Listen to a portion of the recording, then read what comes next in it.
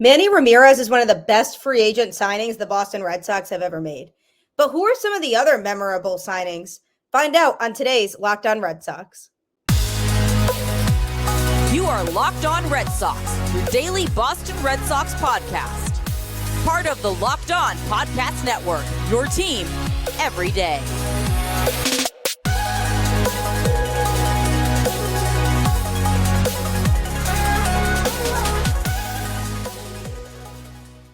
Hello and welcome to Locked On Red Sox, your daily Boston Red Sox podcast, part of the Locked On Podcast Network, your team every day. I'm your host, Gabby Hurlbut, former ESPN social media associate and current host of the Boston Balling podcast, and I am here to bring you the latest in all things Boston Red Sox, Monday through Friday, straight to your favorite podcast feed for free. Thank you for starting your day off the right way and making the show your first listen of every day. Today's episode is brought to you by FanDuel. Make every moment more. Right now, new customers get $150 in bonus bets with any winning $5 moneyline bet. That's $150 if your team wins. Visit FanDuel.com/lockedon to get started. Here on Locked On Red Sox, we go through a lot of different emotions. We contemplate what the Red Sox are going to do, how they're going to spend the offseason when the season's going on. We question what's going wrong for the Red Sox more often than what's going right, especially during the 2023 season when so much more went wrong for them than we saw positive things that happened. So I'm here along for the ride, going through the same emotions you are. If you're frustrated, I'm frustrated. If you're mad, I'm mad. If you're happy, I'm happy. No matter what it is, I'm feeling the same thing as you. So if you're looking for a show where you can feel all the same emotions, tune in to Locked On Red Sox every day on your favorite feed. Happy Friday. You made it to the end of the week. Congratulations. Another day has passed, and the Red Sox still have yet to make a splash in free agency. I'm hoping that one happens soon because, my gosh, I want to get excited about this team. I've been waiting to get excited. I want them to give me a reason to be excited, and I am just on the edge of my seat over here waiting for them to sign a big pitcher. Because we're waiting for the Red Sox to make some moves and kind of figure out what exactly they want to do with this team, I thought I would just refresh your memory on some of the biggest free agent moves the Red Sox have made in recent memory. Just some moves that the player made an impact on this team, whether that's a positive or negative impact, to the point where they are being remembered by Red Sox Nation for one thing or another.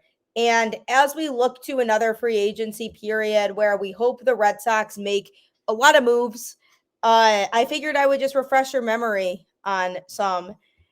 So Manny Ramirez pops into my head as just one of the biggest free agent signings the Red Sox made.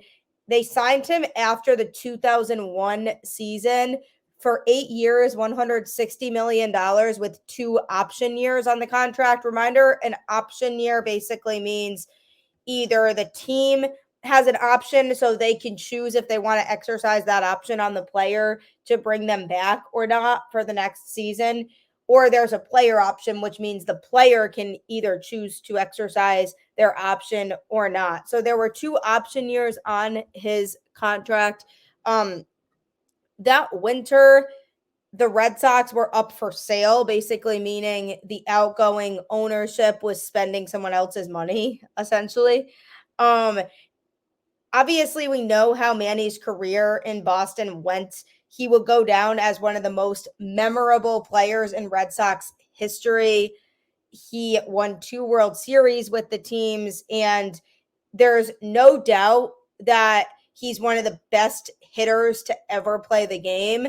And had it not been for him, the Red Sox don't win that 2004 World Series. He was a huge part of that, and the Red Sox were going through a period where they found that spark at the exact right time, and then they went down 3-0 to the Yankees and came back and won the ALCS and then won the World Series, and they were just going off. And they don't do that without Manny. So that is pretty self-explanatory as to the type of contribution he made to this Boston Red Sox organization.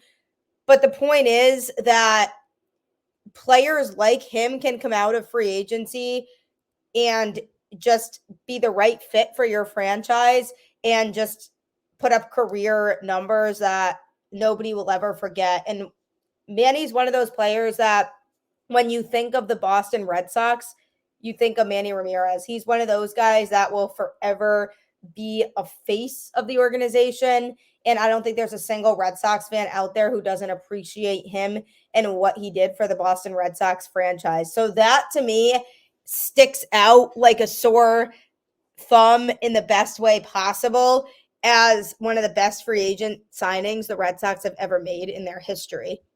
Another notable player that's more recent on the Boston Red Sox was a major part of a championship run with the team is JD Martinez. They signed him before the 2018 season, and he absolutely went off during that World Series year.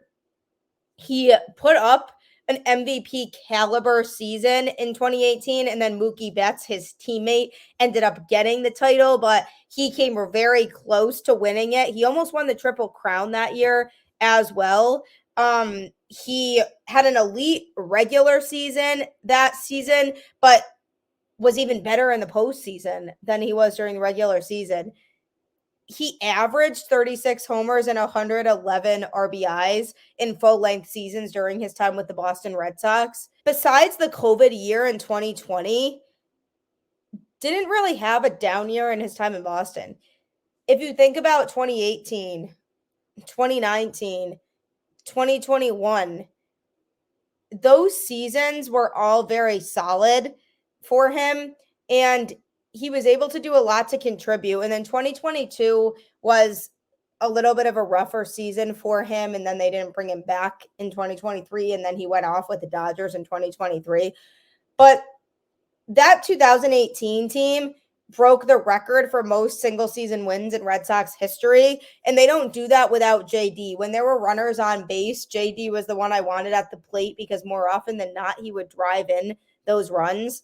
And when I think of the Boston Red Sox in 2018, he and Mookie were the heart of that team. And when they signed him, I didn't have as high of expectations for him as what actually played out and the type of player he actually turned into. So I'm very appreciative for what he did for the Boston Red Sox in his time here.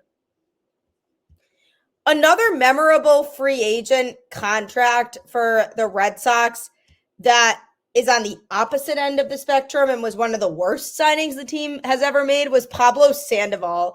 The Red Sox signed him after the 2014 season to a 5-year, $95 million deal. The team had finished last in 2 of the previous 3 seasons, and they were basically desperate to win back the fan base. They had lost a lot of interest after that stretch of finishing in last place. So I think them signing Sandoval, the idea behind that was they liked his nickname, which was Panda, and they thought maybe that would be glamorous to the fans in some way. But he actually ended up being the opposite of that. Over the course of 2.5 seasons, he performed significantly poorly compared to what he was expected to do. And his signature moments with the Red Sox had nothing to do with on-field play. And I can't think of a lot of other times that the Red Sox signed a player that they had so many high hopes for, thinking that he would be a key piece to the puzzle for the team, for that player to significantly disappoint by the time they got here. I mean, it's unbelievable to me how bad that signing was. And it's just absolutely wild that he was just never able to figure it out. It was sad and it was tough, but it was one of the worst contracts that I can remember for the Boston Red Sox in free agency. Coming up, I'm going to be revealing a few more players who you may remember as having contributions for the Boston Red Sox Were they good contributors, bad contributors? You'll find out next. Whatever level you're at in your sports betting career, whether you've been knee deep in it for a while, you're just starting out and you're trying to familiarize yourself with it, or you haven't even gotten into it and you're trying to learn more about it, FanDuel is a great way to get your feet wet in sports betting. As the weather gets colder, the NFL offers to stay hot on FanDuel. Right now, new customers get $150 in bonus bets with any winning $5 moneyline bet. That's $150 if your team wins.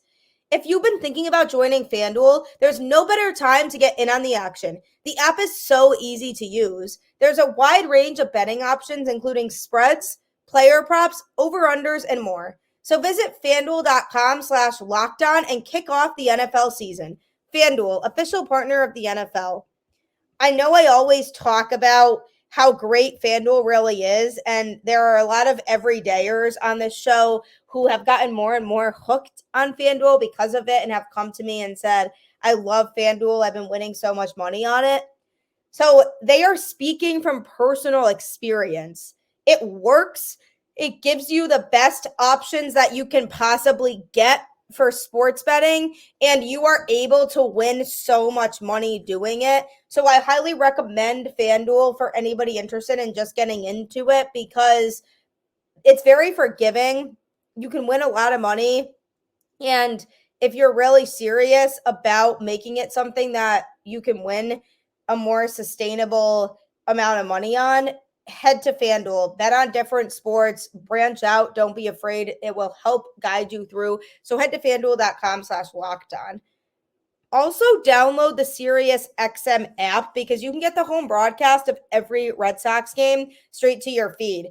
The Locked On Podcast Network is all about being here for you. We are your team every day. So I am here for you Monday through Friday, straight to your favorite podcast feed.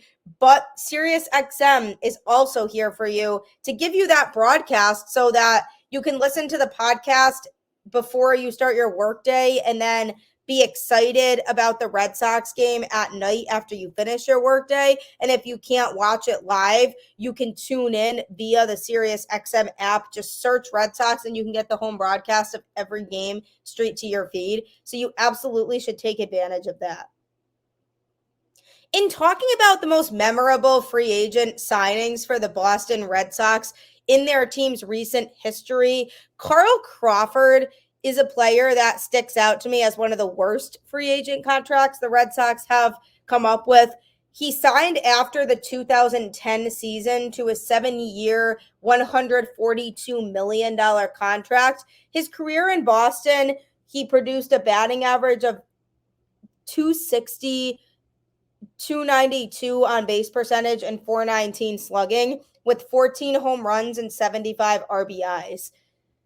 The Red Sox spent so much time trying to get to know Crawford and research him before they signed him. It was a crazy amount of time that was invested in him. They wanted to know so many things about him, including the off the field stuff. And it was crazy how bad of a fit he really was.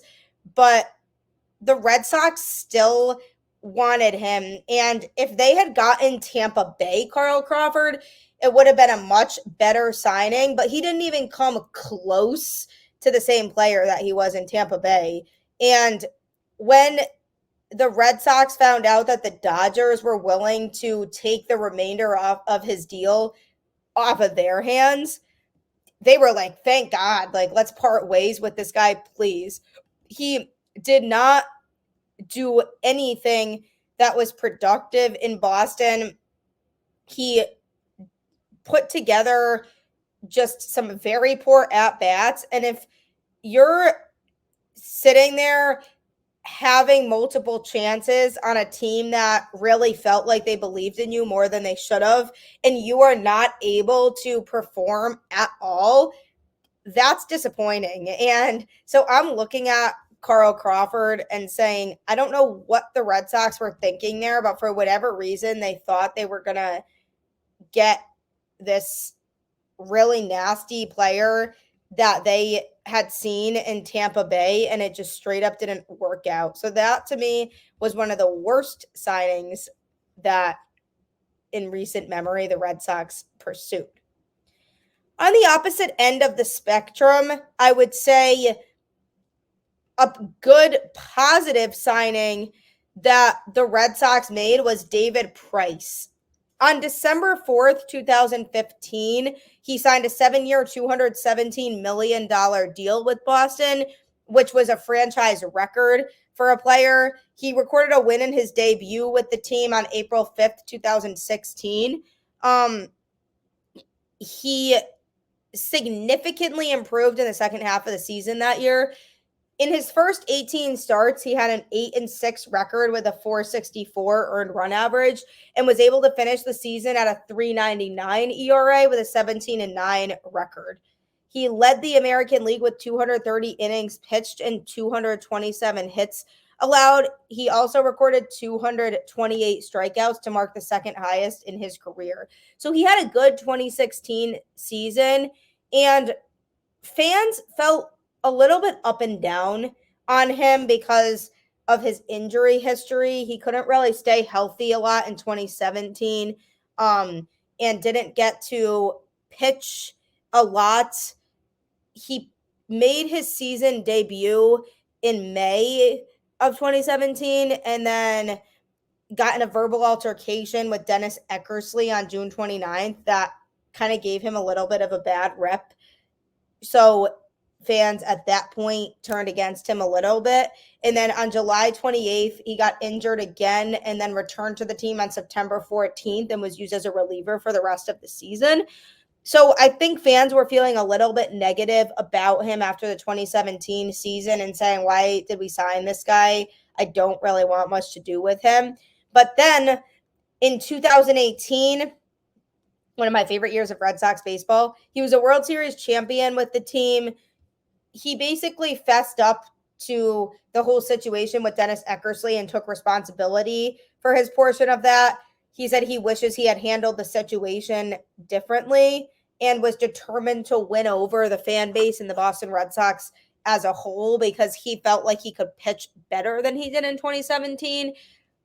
And he was unbelievable in the postseason that year. He did get injured early on in the season, but in the postseason, he just absolutely went off. And I think he had it in his head to be locked in and show the fans that he was capable of more than what they had been seeing. He started game 2 of the division series against the Yankees, where he allowed 3 runs on 3 hits and was removed after 1 1/3 innings. But he improved after that because he then started game 2 of the ALCS against the Astros, and the Red Sox won that game 7-5. He pitched 4 2/3 innings, allowing 4 runs, 5 hits, and 4 walks. And then he had to start again on only 3 days rest when Chris Sale became unavailable to start game 5. So it was a challenge for him, but he had one of his best starts I've ever seen from him. He held Houston scoreless through 6 innings and only allowed 3 hits while striking out 9 batters. That was the game that the Red Sox clinched their trip to the World Series, and it was also David Price's first win in 12 career postseason starts and his 3rd postseason win overall.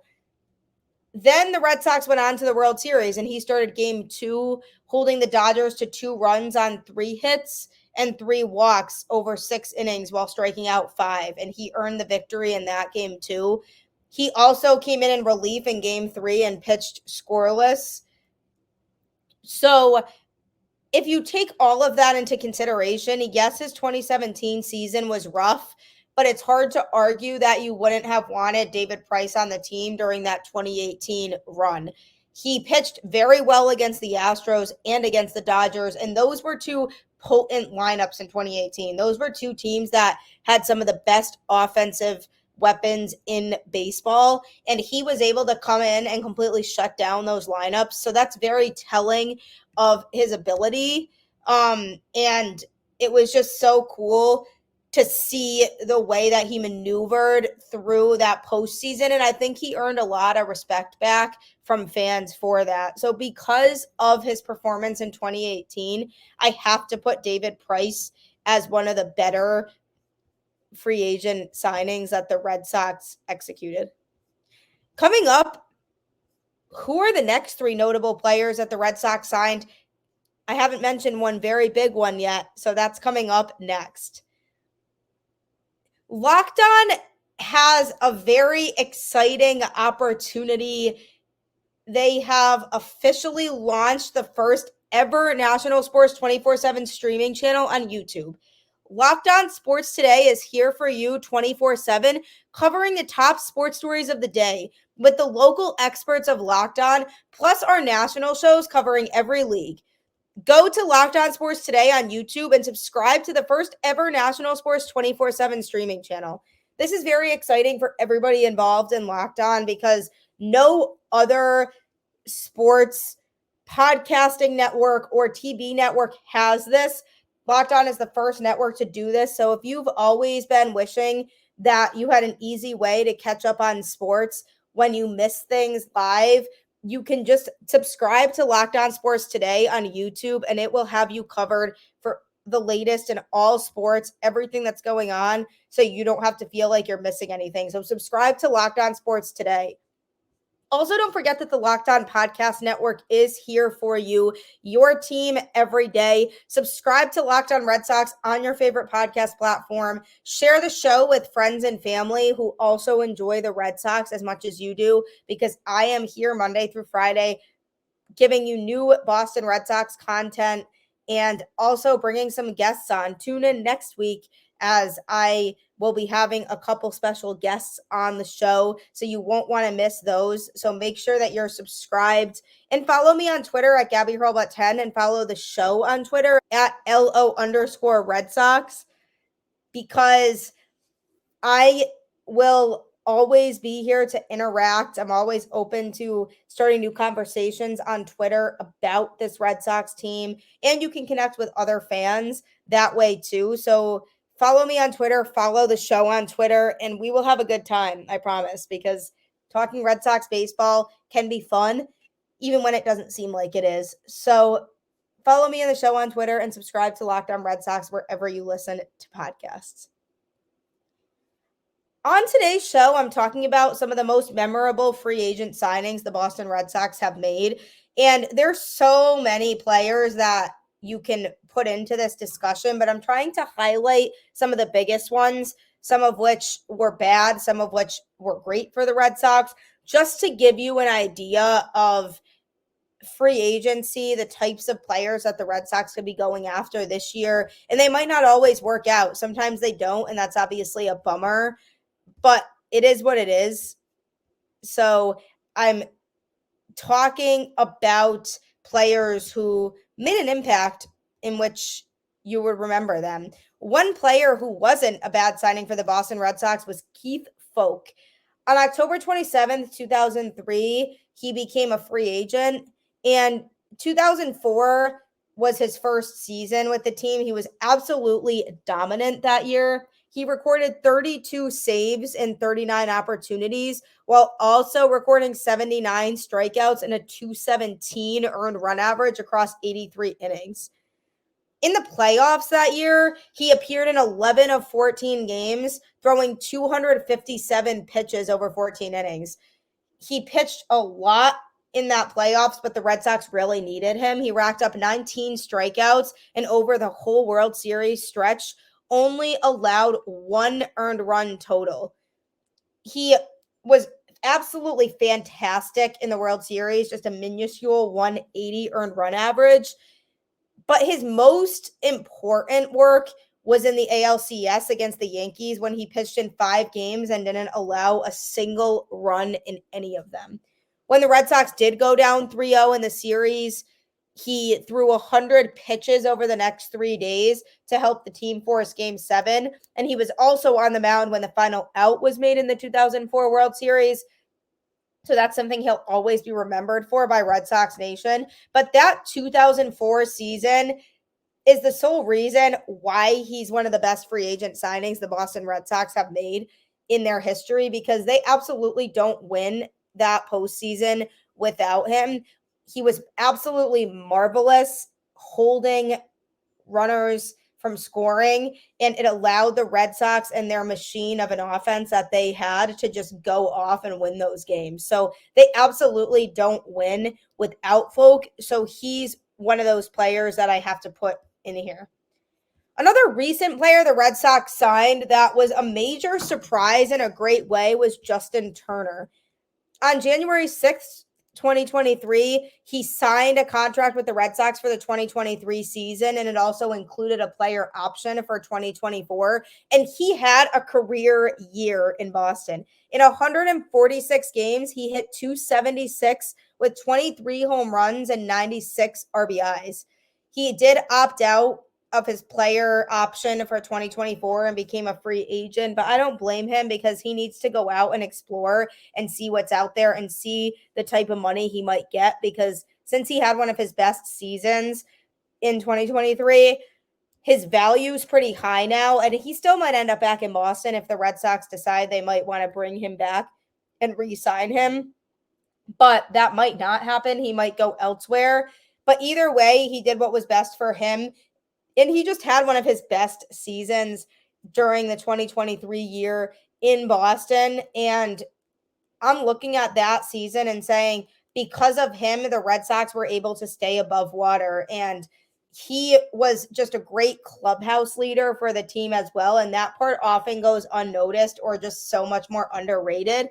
So I'm looking at Justin Turner and saying he helped maintain the well-being of the team, as well as being Mr. Clutch, as I like to call him, and was that guy who was delivering so much in crucial situations with the Red Sox having runners on base and needing somebody to come in and drive in runs. Turner was the one who I knew could consistently do that. So I'm a big fan of Justin Turner. I did not expect it to be nearly what it was for him in 2023, but he had one of his best seasons ever, and he was just outstanding for Boston. A player who is just the most memorable player probably in Red Sox history and will forever be the face of the Boston Red Sox franchise is Big Papi, David Ortiz. Love my guy. He's the best. His situation was a little bit more unique, though, because he ultimately became a free agent since he got released, because the 2002 offseason was a time when the Twins had to really evaluate what they wanted to do with him. He had made $950,000 and would have likely been granted around $2 million for 2003. So instead of negotiating a contract or go to arbitration, the Twins decided to release him as a cost-cutting move on December 16th. Because they weren't able to work out a trade for him. So in parts of 6 seasons, totaling 455 games with the Twins, he hit 58 home runs and had 238 RBIs. So then players like him are going to draw interest, because obviously he didn't really go off until he went to Boston, but he was good enough. He had power, and teams knew that, so it made him more desirable. So in 2003, after his release from the Twins, he had a chance encounter with Pedro at a restaurant in the DR, and Pedro remembered a home run that Ortiz had hit off of him in August of 2002. So then Pedro started making calls to Red Sox team officials saying that they should sign Ortiz. They listened, and then he signed a non-guaranteed free agent contract with the Red Sox that would be worth $1.25 million if he made the team. And Theo Epstein, who was new at the time, envisioned him as one of several players to help fill a void that the Red Sox had at first base at the time. And then, sure enough, we all know what happened with him. Absolutely just went off. Took over for that team during the 2013 World Series.